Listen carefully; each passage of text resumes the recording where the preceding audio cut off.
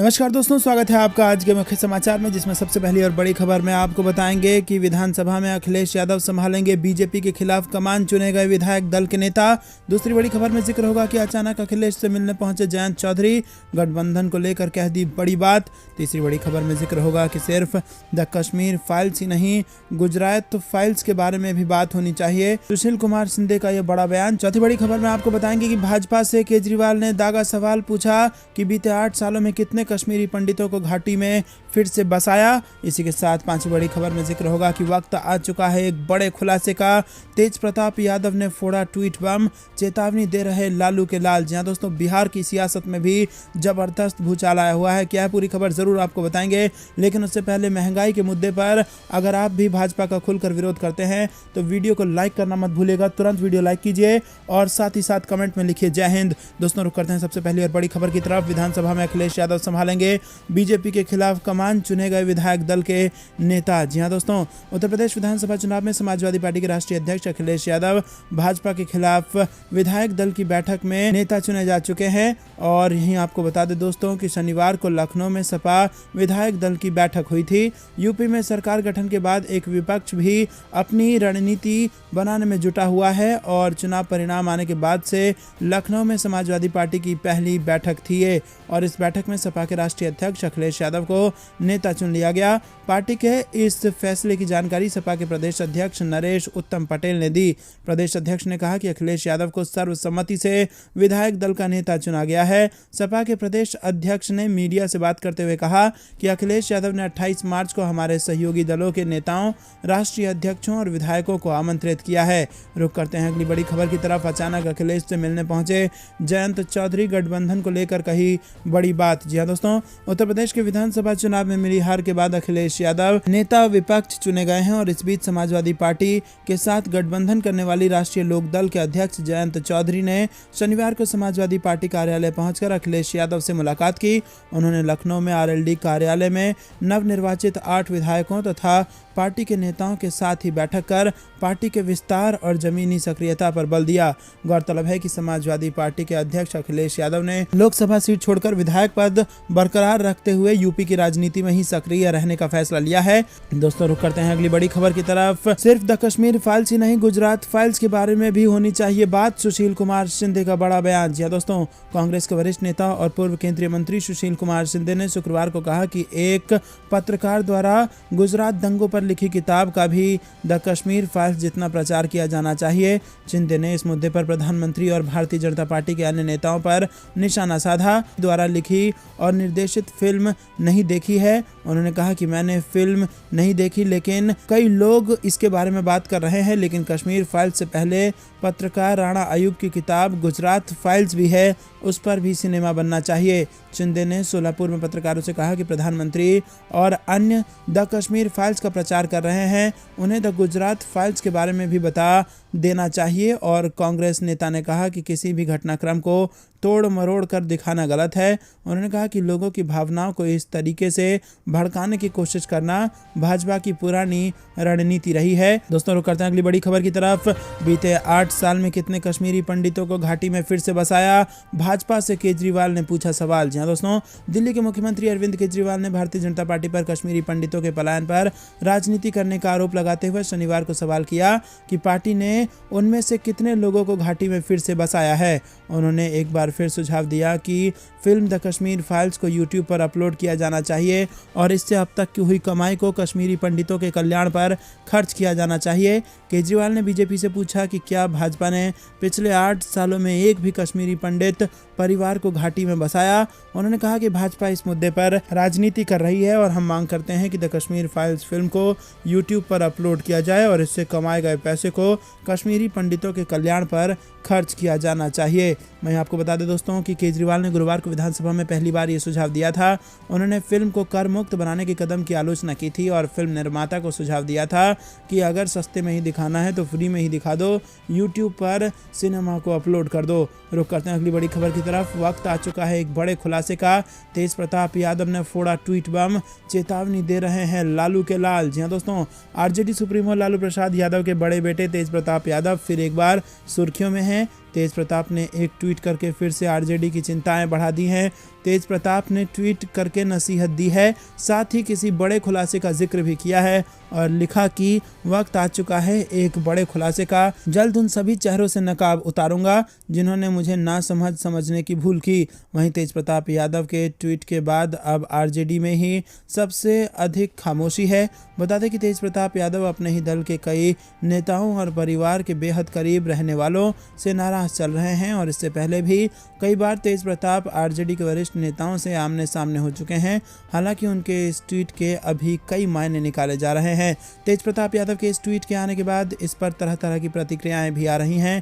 तेज प्रताप यादव के इस ट्वीट को 120 से ज़्यादा लोगों ने रीट्वीट किया है और इसमें कई लोगों ने उनका साथ भी दिया है। चेतावनी ने कुछ चेहरों को बेनकाब करने की बात कही है और इस ट्वीट से को एक बार आगाह कर दिया है।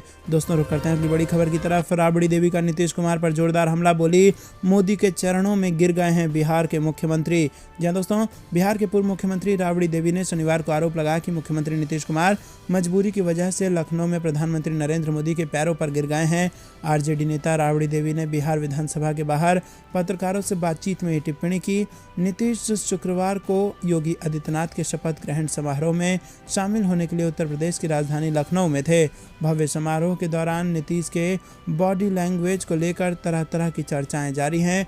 नीतीश के हाथ जोड़कर और कमर के बल झुककर प्रधानमंत्री का अभिवादन करते हुए उनकी तस्वीर को विपक्ष ने एक मौके के रूप में लपक लिया है और विपक्ष का तर्क है कि नीतीश की बॉडी लैंग्वेज भाजपा के सामने उनकी आत्मसमर्पण को दर्शाता है। रुख करते हैं अगली बड़ी खबर की तरफ। इलेक्शन कमीशन चुनाव की तारीखों का ऐलान कर देगा तो पेट्रोल डीजल की कीमतें बढ़नी अपने आप बंद हो जाएंगी, प्रियंका चतुर्वेदी ने कसा तंज। जी हां दोस्तों, शिवसेना सांसद प्रियंका चतुर्वेदी ने पेट्रोल डीजल की बढ़ती कीमतों को लेकर केंद्र सरकार पर तंज कसा है और उन्होंने इलेक्शन कमीशन से आगामी चुनावों की तारीखों की घोषणा करने की अपील की है।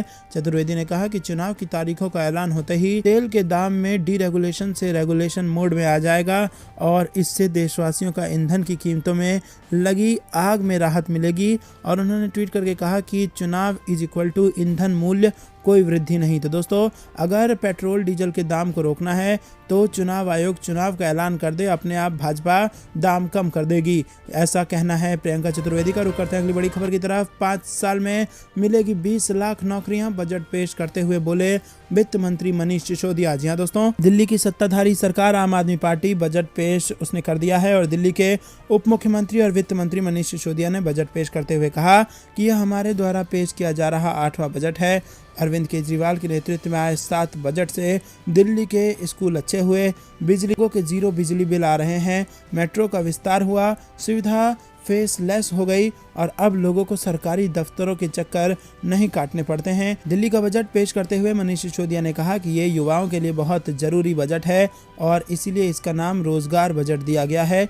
कोविड के पहले के सालों में स्वास्थ्य के क्षेत्र में निवेश किया गया, इसीलिए कोविड से हम निपट पाए। मनीष सिसोदिया बोले कि दिल्ली में व्यापारियों के लिए 0 रेड पॉलिसी लागू है और दिल्ली में कोविड के दौरान बहुत नुकसान हुआ तब भी मदद दी गई। बजट के दौरान मनीष सिसोदिया बोले कि 8वें बजट में व्यापार और लोगों को राहत देने का प्रस्ताव हम लाए हैं।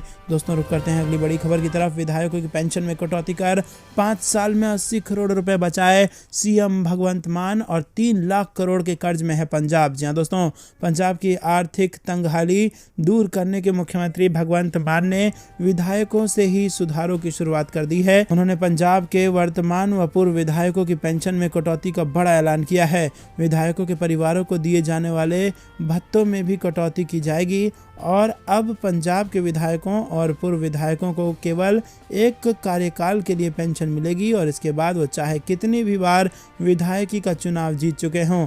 पंजाब की आर्थिक स्थिति बदहाल है और राज्य के ऊपर लगभग 3 लाख करोड़ रुपए का कर्ज है। मुख्यमंत्री भगवंत मान ने प्रधानमंत्री नरेंद्र मोदी से मुलाकात के दौरान भी इसका जिक्र किया था और केंद्र सरकार से 2 साल तक सालाना 50,000 करोड़ रुपए का वित्तीय पैकेज पंजाब को देने की मांग की थी।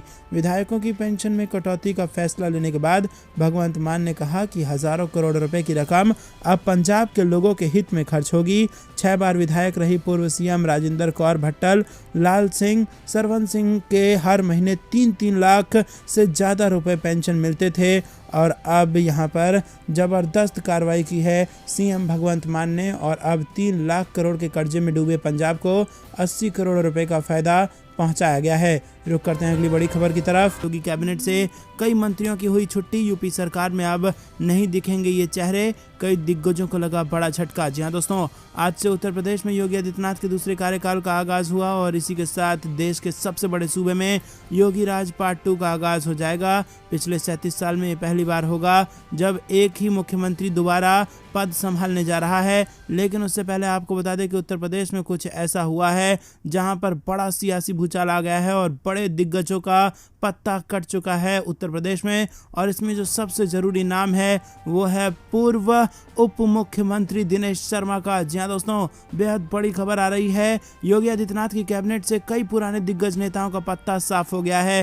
पहली सरकार में डिप्टी सीएम रहे डॉक्टर दिनेश शर्मा, मोहसिन रजा, आशुतोष टंडन से लेकर बिजली मंत्री श्रीकांत शर्मा तक के नाम इसमें शामिल हैं जिनका पत्ता कट गया है। वहीं कई पुराने नामों को फिर से कैबिनेट में मौका मिला है। इनमें केशव प्रसाद मौर्य, सूर्य प्रताप शाही समेत कई जैसे बड़े नाम हैं। तो दोस्तों आपको बता दें कि उत्तर प्रदेश में अब जबरदस्त सियासी भूचाल देखने को मिल सकता है क्योंकि कई दिग्गजों का पत्ता भाजपा ने साफ कर दिया है। रुक करते हैं अगली बड़ी खबर की तरफ। नई सरकार को बधाई कि वो सपा के बनाए स्टेडियम में शपथ ले रही है। अखिलेश यादव ने कसा भाजपा पर तंज। जी हाँ दोस्तों, योगी सरकार के शपथ ग्रहण समारोह के बाद अखिलेश यादव ने भाजपा पर निशाना साधा। उन्होंने ट्वीट किया कि नई सरकार को बधाई है कि वो समाजवादी पार्टी के बनाए स्टेडियम में शपथ ले रही है। शपथ सिर्फ सरकार बनाने की नहीं, जनता की सच्ची सेवा की भी लेनी चाहिए। बता दें कि योगी आदित्यनाथ ने लखनऊ के इकाना स्टेडियम में शुक्रवार को मुख्यमंत्री पद की शपथ ले ली।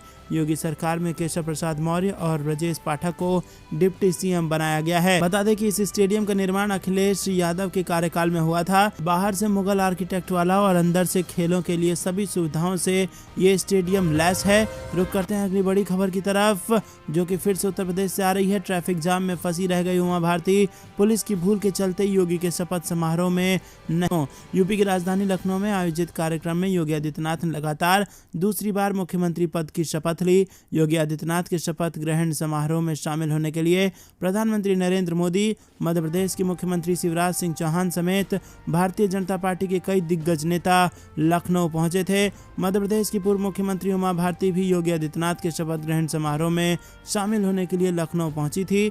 हालांकि उमा भारती शपथ ग्रहण समारोह के दौरान नजर नहीं आई। बीजेपी की फायर ब्रांड नेता उमा भारती ने अब ट्वीट कर योगी आदित्यनाथ के शपथ ग्रहण समारोह में नहीं पहुंच पाने की वजह बताई है और योगी सरकार की सफलता की कामना की है। वहीं दोस्तों आपको बता दें कि उमा भारती ने ट्वीट कर कहा है कि योगी आदित्यनाथ के मंत्रिमंडल के शपथ ग्रहण समारोह में शामिल होने के लिए लखनऊ आई और उन्होंने अपने ट्वीट में आगे लिखा है कि स्थानीय पुलिस और प्रशासन की छोटी सी भूल के चलते शपथ ग्रहण समारोह के आयोजन स्थल तक नहीं पहुंच सकी और ट्रैफिक जाम के कारण कार्यक्रम स्थल तक नहीं पहुंच सकी। दोस्तों रुक करते हैं अगली बड़ी खबर की तरफ। बिहार में फिर उठा जातीय जनगणना का मुद्दा, आरजेडी ने सीएम नीतीश पर लगाया बड़ा आरोप। जी हाँ दोस्तों, ये बेहद बड़ी खबर आ रही है। बिहार में जारी सियासी घमासान के बीच फिर एक बार विपक्ष की ओर से जातीय जनगणना का मुद्दा उठाया जा रहा है और पूर्व मंत्री और आरजेडी विधायक आलोक मेहता ने शुक्रवार को कहा कि नेता प्रतिपक्ष तेजस्वी यादव ने विधानसभा में प्रश्न पूछा था कि बिहार सरकार जातीय जनगणना कब करवाएगी, लेकिन सरकार की तरफ से सदन में जवाब नहीं दिया गया। स्पीकर की ओर से सदन की कार्रवाई स्थगित कर दी गई। वहीं आलोक मेहता ने कहा कि सीएम नीतीश बिहार के सर्वदलीय प्रतिनिधिमंडल के साथ पीएम मोदी से मिले थे। बैठक में उन्होंने जातीय जनगणना की मांग की थी। केंद्र सरकार की ओर से संसद में कहा गया था कि जातीय जनगणना कराना संभव नहीं है। केंद्र सरकार के इस ऐलान के बाद मुख्यमंत्री नीतीश ने कहा था कि बिहार सरकार खुद से जातीय जनगणना कराएगी, लेकिन काफ़ी समय बीत गया और नीतीश इस मुद्दे पर शांत हो गए। वो जातीय जनगणना नहीं करा रहे, ये दुखद है। दोस्तों रुक करते हैं अगली बड़ी खबर की तरफ। आ रही है कोरोना की चौथी लहर, 7 राज्यों में फैल चुका है नया वेरिएंट। क्या है सारे लक्षण, ये आपको बताएंगे दोस्तों। दुनिया में कोरोना की तीसरी लहर के मामले कम हो ही रहे थे कि कोविड-19 के नए मामले फिर से बढ़ने लगे हैं। जैसे जैसे कोरोना के प्रतिबंध हट रहे हैं, माना जा रहा है कि कोरोना महामारी खत्म हो गई, लेकिन हाल ही में जानकारी सामने आई है कि कोरोना का एक और नया वेरिएंट सामने आया है जो चौथी लहर का कारण बन सकता है। विश्व स्वास्थ्य संगठन ने इसे रिकॉम्बिनेंट वेरिएंट के बारे में कहा कि ओमिक्रॉन और डेल्टा दोनों के तेजी से फैलने के कारण ये स्थिति आनी ही थी। कोविड-19 के इस नए वेरिएंट का नाम डेल्टा क्रॉन है, जो कि ओमिक्रॉन और डेल्टा के मिलने वाले मरीजों को निगरानी में रखा गया है और इन राज्यों में कर्नाटक, पश्चिम बंगाल, तेलंगाना और दिल्ली शामिल हैं। ऐसे में ये नया वेरिएंट डेल्टा क्रॉन कितना खतरनाक है और इसके लक्षण क्या हैं, इस बारे में जानना बेहद ज़रूरी हो जाता है। आपको बता दें दोस्तों, डेल्टा क्रॉन एक रिकॉम्बिनेंट वेरिएंट है जो कि दूसरी और तीसरी लहर में आए ओमिक्रॉन और डेल्टा वेरिएंट के जुड़ने से ये चौथी लहर आ सकती है। आपको बता दें कि डेल्टा क्रॉन का सैंपल उत्तरी फ्रांस के एक बुजुर्ग व्यक्ति में पाया गया था। नेशनल हेल्थ सर्विस के मुताबिक ओमिक्रॉन और डेल्टा के रिकॉम्बिनेशन से बने इस वायरस के लक्षण वैसे ही हैं जैसे कि पिछले महामारी में थे, लेकिन वैज्ञानिक अभी भी इसकी निगरानी कर रहे हैं और इसके अन्य लक्षणों के बारे में खोज रहे हैं। डेल्टा को कोरोना का अब तक का सबसे घातक रूप माना जाता है और डेल्टा क्रॉन डेल्टा और ओमिक्रॉन के जुड़ने से बना है। तो अगर कोई इससे संक्रमित होता है तो संक्रमित व्यक्ति को कुछ हल्के और कुछ गंभीर लक्षण महसूस हो सकते हैं। सिरदर्द, तेज बुखार, पसीना आना, ठंड लगना, गले में खराश, लगातार खांसी, थकान, एनर्जी में कमी, शरीर दर्द ओमिक्रॉन के वेरिएंट के लक्षण हैं। वहीं आपको बता दें कि अन्य लक्षण बुखार, खांसी, गले में खराश, सिरदर्द, थकान और हार्ट रेट बढ़ना है। तो दोस्तों, इन लक्षणों पर रखिए ध्यान और रहिए घरों में सावधान और अपने परिवार को भी रखिए सावधान। रुक करते हैं अगली बड़ी खबर की तरफ। पंजाब में चाहे कितनी बार चुनाव जीता हो, पूर्व एमएलए को पेंशन एक टर्म की ही मिलेगी, मुख्यमंत्री मान ने किया ऐलान। जी हाँ दोस्तों, पंजाब में अब एक विधायक को एक ही बार पेंशन मिलेगी, चाहे वो कितनी ही बार चुनाव जीता हो। शुक्रवार को भगवंत मान ने ये जानकारी दी। मान ने कहा कि जब विधायक सेवा के नाम पर राजनीति में आते हैं तो फिर लाखों की पेंशन देना जायज़ नहीं है। मान ने कहा कि विधायक ही नहीं बल्कि उनके परिवारों को मिल रही पेंशन को भी रिवाइज किया जाना चाहिए। भगवंत मान ने आगे कहा कि आने वाले दिनों में इसके बारे में विस्तृत जानकारी दे दी जाएगी। आम आदमी पार्टी सरकार के इस फैसले से सबसे बड़ा झटका कांग्रेस और अकाली दल को लगा है। प्रकाश सिंह बादल, कैप्टन अमरिंदर सिंह के अलावा राजेंद्र कौर भट्टल समेत अकाली दल और कांग्रेसी दिग्गजों को ये बड़ा झटका लगा है, जिन्हें कई बार विधायक रहने के रुपए की पेंशन मिल रही थी। मुख्यमंत्री ने आगे कहा कि हमारे नेता हाथ जोड़कर लोगों से वोट मांगते हैं, कई राज नहीं सेवा की बात कहते हैं। हैरानी की बात यह है कि बहुत से जो हमारे नेता हैं उनको हारने के बाद 3.5 लाख से 5 लाख तक पेंशन मिलती है और खजाने पर करोड़ों रुपए का बोझ पड़ता है। कई ऐसे हैं जो सांसद और विधायक दोनों की पेंशन ले रहे हैं और अब एमएलए चाहे 2 बार जीते या 7 बार जीते, उसे पेंशन सिर्फ एक ही टर्म की मिलेगी। इसके साथ ही पेंशन से जो करोड़ों रुपया बचेगा उसे लोगों की भलाई पर खर्च किया जाएगा। कई विधायकों की फैमिली पेंशन भी बहुत ज़्यादा है, उसे भी कम किया जा रहा है। रुक करते हैं अगली बड़ी खबर की तरफ। गुजरात, दिल्ली में एजुकेशन सिस्टम को लेकर बीजेपी और आम आदमी पार्टी में छिड़ी जुबानी जंग, हुई ट्वीट्स की बौछार। जी हाँ दोस्तों, आपको बता दें कि भारतीय जनता पार्टी और आम आदमी पार्टी सरकार के 2 शिक्षा मंत्री के बीच ट्विटर पर बहस छिड़ गई है। भाजपा की गुजरात इकाई और दिल्ली के उप मुख्यमंत्री मनीष सिसोदिया ने ट्विटर पर गुजरात और दिल्ली की शिक्षा प्रणाली की तुलना की। ट्वीट्स की एक श्रृंखला में गुजरात भाजपा इकाई ने अरविंद केजरीवाल के नेतृत्व वाली दिल्ली सरकार की शिक्षा नीतियों की आलोचना की और कहा कि अरविंद केजरीवाल की शिक्षा प्रणाली विफल हो गई है। भाजपा द्वारा पोस्ट किए गए ट्वीट का जवाब देते हुए मनीष सिसोदिया ने गुजरात के शिक्षा मंत्री जीतू वघानी को ओपन डिबेट में भाग लेने की चुनौती दी। सिसोदिया ने ट्वीट किया कि भाजपा अब आपसे बहुत डरी हुई है, वो दिल्ली की शिक्षा और केजरीवाल की शिक्षा मॉडल पर सवाल उठा रहे हैं। मैं गुजरात के शिक्षा मंत्री जीतू वघानी को खुली बहस की चुनौती दे रहा हूं। वहीं दोस्तों, इस बीच कांग्रेस भी इस बहस में पीछे नहीं रही और उसने भी पार्टी शासित राज्यों में शिक्षा प्रणाली की प्रशंसा करते हुए कहा कि जब से पार्टी ने राज्य में सरकार बनाई है, छत्तीसगढ़ में शिक्षा प्रणाली में सुधार हो रहा है।